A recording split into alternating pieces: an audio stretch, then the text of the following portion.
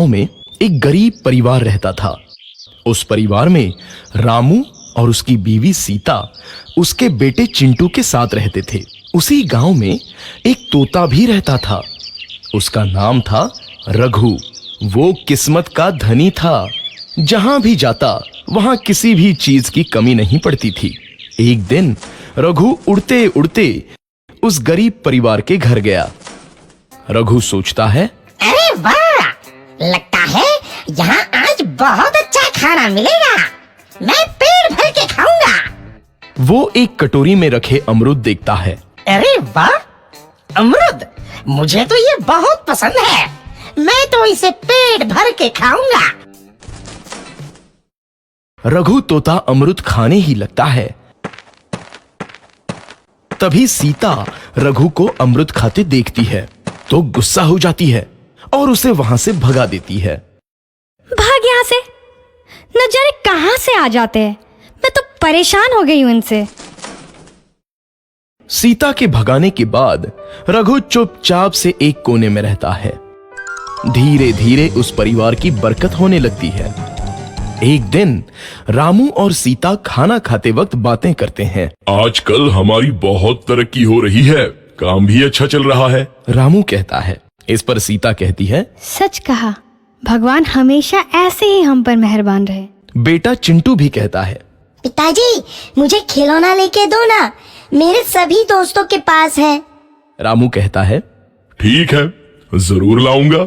सीता कहती है, कितने खुश है सब, मेरे परिवार को किसी की नजर ना लगे।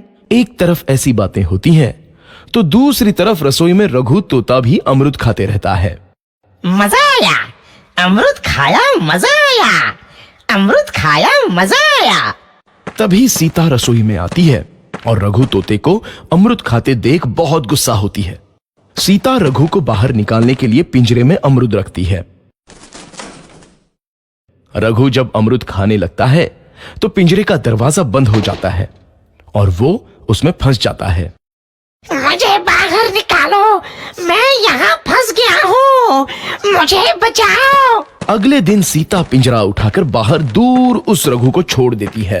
रघु के जाते ही उनके घर आई बरकत धीरे धीरे कम हो जाती है। उन्हें बहुत घाटा होता है। सीता कहती है, ये क्या हो रहा है, अचानक इतना कैसे बदल गया? अभी तक तो सब कुछ अच्छा चल रहा था। रामू कहता है, लगता है भगवान हम पर रूठ गए हैं। चिंटू भी कहता है, लगता है अब मुझे खिलौने भी नहीं मिलेंगे। और वो रोने लगता है और बाहर चला जाता है।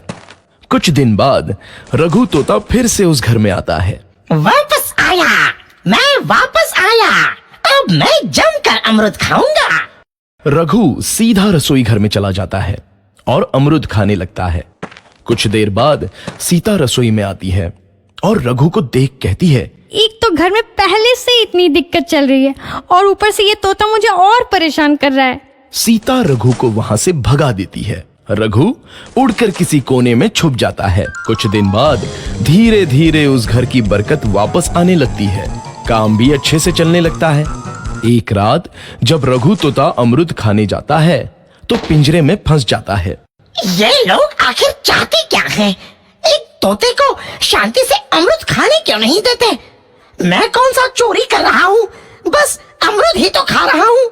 तभी रामू वहां आता है और पिंजरे में रघु तोते को देख उसे बाहर छोड़ देता है। ये तोता भी कितना जिद्दी है, बार बार वापस आ जाता है।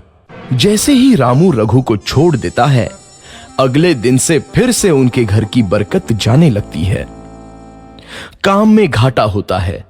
किसी को समझ नहीं आ रहा था कि ऐसा क्यों हो रहा है। रघु तोता घर आता है तो अचानक बरकत आती है और जब रघु तोता को बाहर निकालते हैं तो बरकत चली जाती है। एक दिन सीता रघु तोते के घर आने और बाहर जाने की स्थिति पर नजर रखती है। ये तोता जब भी घर आता है तो घर में बरकत आती है और जैसे ही ये घर से बाहर जाता है तो उसी के साथ बरकत भी चली जाती है। कहीं ये जादुई तोता तो नहीं है? अगली बार जब ये तोता घर आएगा तो मैं इसे कहीं नहीं जाने दूंगी। सीता रघु का बहुत इंतजार करती है, लेकिन रघु तोता दोबारा उस घर में कभी नहीं आता।